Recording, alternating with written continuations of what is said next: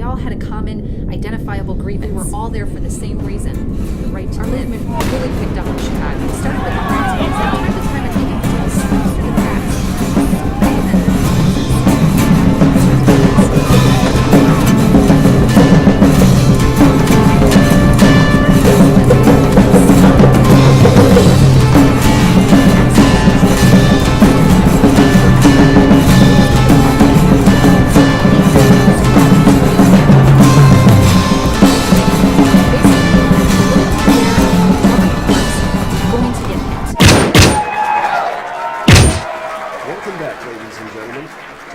Special guest who doesn't much like the spotlight, but who's found herself in it quite a bit this past year.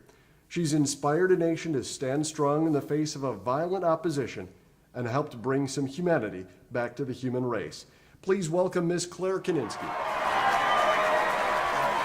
Charles, I'd just like to clarify that it's not that I don't like the spotlight, but I feel it should be focused on issues instead of people.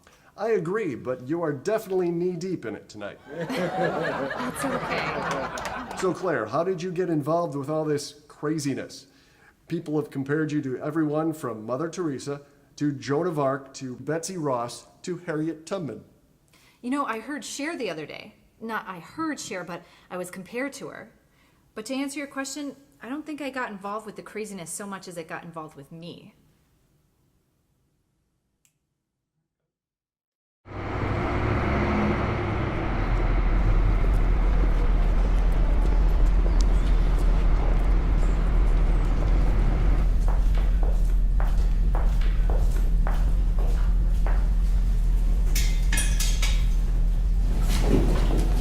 Can you order me a beer? Sure, thanks.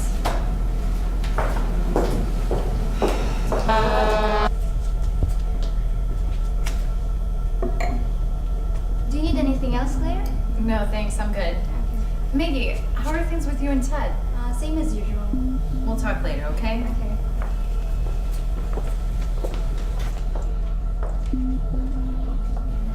Thanks. You were saying? I wasn't. Well, if you were, tell me about your father.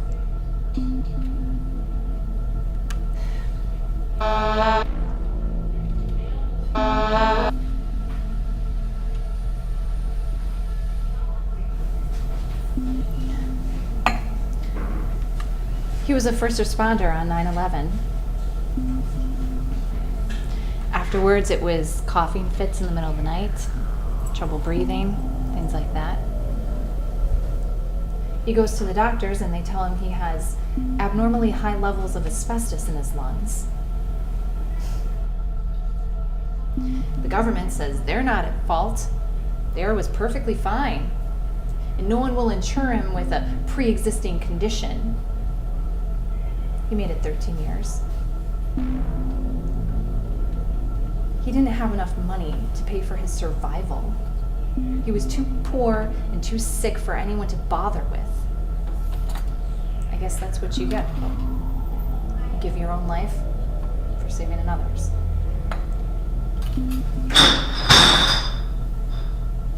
Damn it, this is good. Jimmy should be getting this. I know we were supposed to take a break, but do you mind?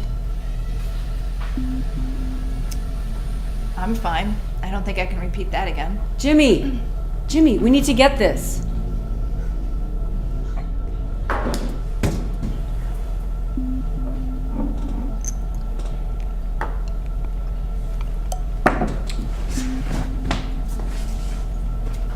What time are we meeting tomorrow?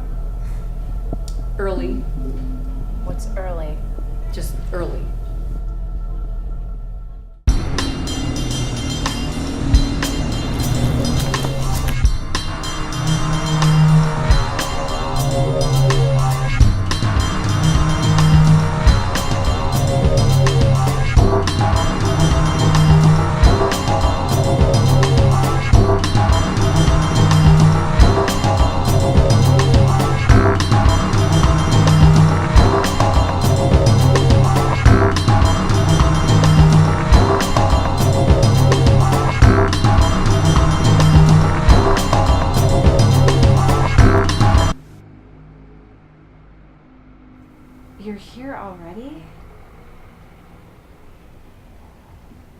did you even get into the building? Your neighbor Jeannie was walking out. Nice lady. How did you get in here? For someone as paranoid as you are, you really should lock your doors. I don't remember leaving the door open. My head's been a little fuzzy. Bones was outside when I came home yesterday. Give me a minute, will you?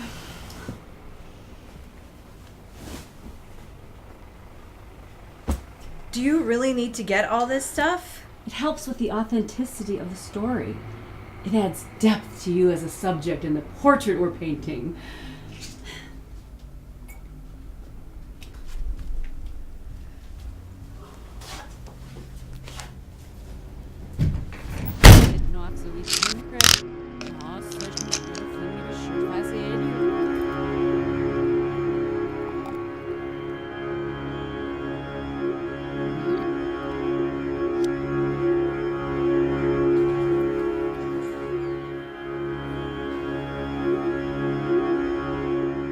A girl should have her space.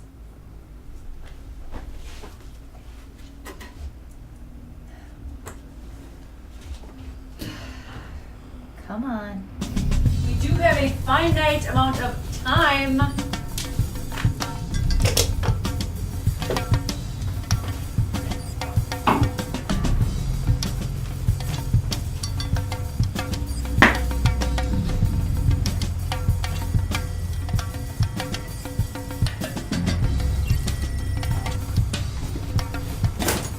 This is what we're working with today. The goal is to have an empty pack by the end of the day. If you want to help carry some stuff or distribute, feel free. Tell me exactly why we're taking this way out. I'd like to change it up a bit. You know, in case I have to make a quick escape. Remember Mel Gibson in Conspiracy Theory? No. Figures. God, this weather's crazy. Welcome back. We're talking with Claire Kaninsky, full-time activist and part-time celebrity. Tell me, Claire, the healthcare issue put you in the limelight, but you're all over the place with your activism. What's the driving force behind this, I'll tell you, Chuck. Can I call you Chuck? if you must? Anger is a powerful motivator. See, I have a whole mental file of quotes and information about them, they, the baddies, or whatever you prefer to call the powers that be. From time to time, I review them as kind of a shock therapy. So, has this dislike of the status quo something that emerged recently, or has the disdain always been there? I've always had a problem with authority. I mean, who is anyone to tell anyone else what to do, you know?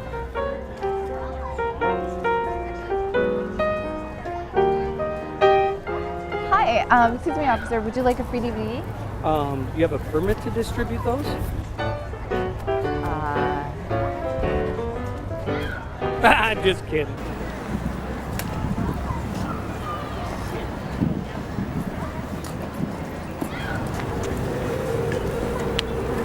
Hey, mister! Would you like a free DVD? It's free. Everybody likes free. Can't you see I'm on the phone? Have some manners. Get a job. Hey, don't let that noose around your neck get too tight today, mister. It's alright, I love you just the same. I am you and you are me, except you're that big walking penis part of me that I don't much like today. Who wears a suit to a farmer's market? Excuse me, miss. I overheard you. I'll take one. Oh, Free's free, right? sure thing, Buster. Here, take a couple extra. Watch loose change. You want loose change? I thought you said they were free. No, watch loose change. You'll get it. One person at a time. We're back once again. We're talking with Claire Kaninsky. Tell me, Claire, what's the driving force behind this? What is it that motivates you? See, I have a whole mental file of quotes and information about the baddies. From time to time, I review them. There's one in particular from 1913 by Edward Mandell House. That's Edward Mandell House. Mandell. Look it up, folks.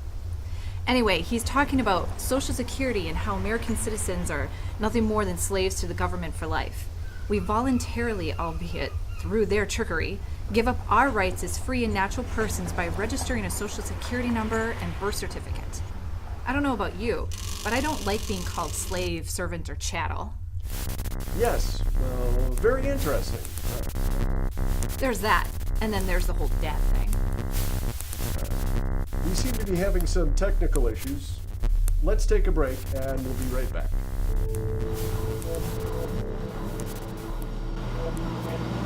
What are you doing?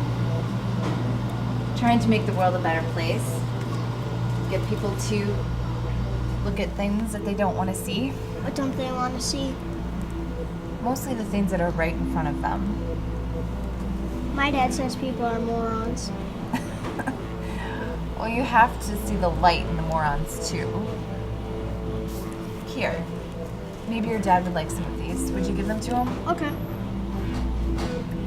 So precious. So fragile.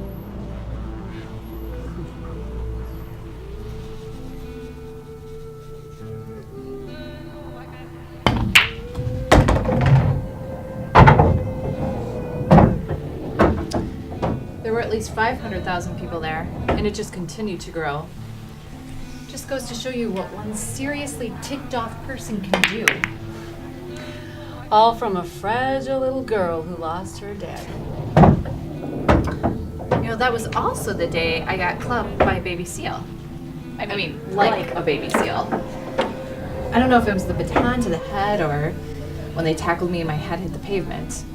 You think you were a target? Definitely a target. Agents, provocateurs, right? Some people start some static and then the police attack us peaceful folk and we're fair game. I was definitely a target, I'm sure. I don't understand why you keep going. Don't you think it's time to take a break, maybe settle down? Stop rocking the boat before you really get hurt. Doesn't it seem futile? Resistance is futile. There's the executive order, overruling the Supreme Court, overruling Which is completely unconstitutional. It completely decimates everything you've worked for. Healthcare costs are higher than ever with fewer people covered. All of the time and effort and protests and riots and stitches and scars, it's all for naught. Things have moved backwards. What exactly have you accomplished?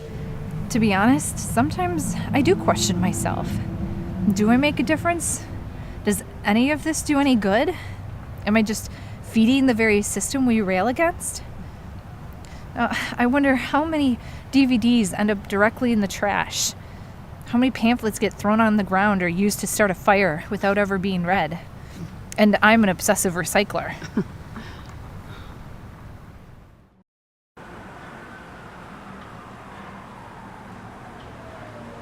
So, same time tomorrow then? No, I think you need some long-needed rest. We're pretty much finished with you. All right, Kubrick. We'll get you in an hour or so.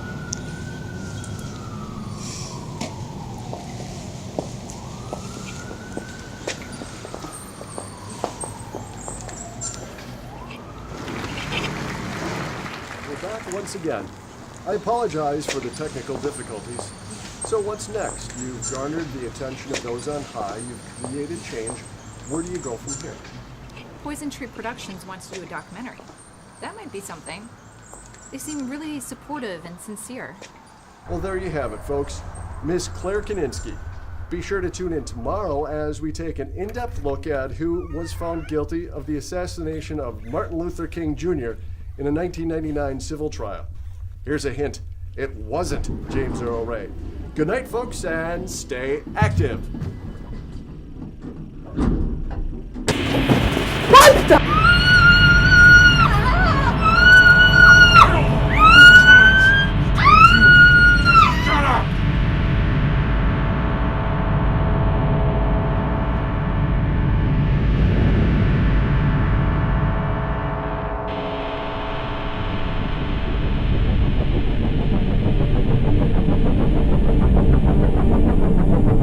Thank you.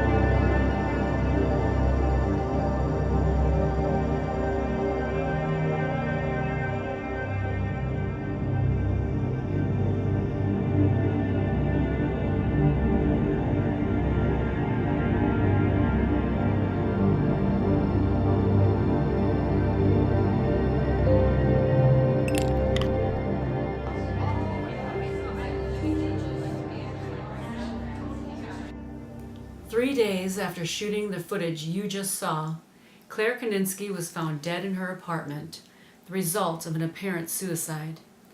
The police investigation into her disappearance was called off, not that it ever really commenced, and we were termed tinfoil hat-wearing conspiracy theorists for suggesting foul play. Our footage and Jimmy's sworn affidavit were completely ignored by the investigators. Claire was 28 years old when she died. Bones the cat was adopted by her neighbor Marvin. She really was a revolutionary, a needle in the eye of some very powerful people. She was willing to die for her beliefs. How many of us can say the same thing? But then again, how many of us believe in anything worth dying for?